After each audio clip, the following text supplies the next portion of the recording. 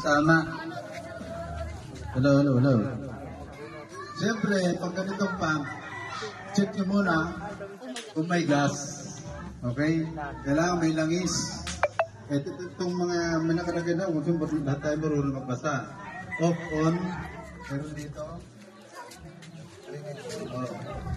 Meron dyan. May off, on. Tapos, kung sa inyo mayroon na kayo dito, maaari linggo-linggo paanda rin siya. Okay? Tapos yung mga setting, ilagay nyo, pag on, pag-hatak, dapat isang hatak lang. Kasi pagka may sunog na, mataranta na, hatak ka ng hatak, namatay na yung mga tao doon, hindi pa makita. Sira pa. Okay? Dapat tinetest to tuwing linggo, kaya tuwing kalawang linggo.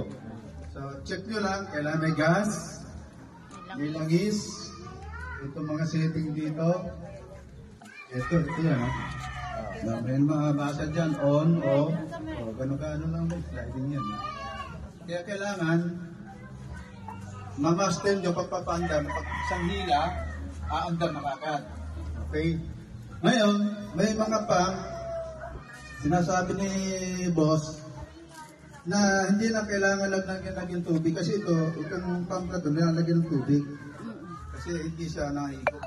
May pump na gano'n. Meron namang pump, kailangan na hindi na nilalagyan ng tubig. Pagkatapos gamitin, may binubuksan dito yung drain. Bakit i-drain? Kung naka-stack. Kasi kinakalawang ito. Kasi sira.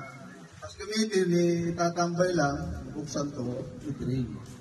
Wala na tubig, takpan ulit. Okay? At, ito na tayo sa hose. Kailangan ng hose, hindi sa pwedeng pinapaanda na nakapaikot pa. Kailangan ilalatag na sa diretso doon. Kasi pag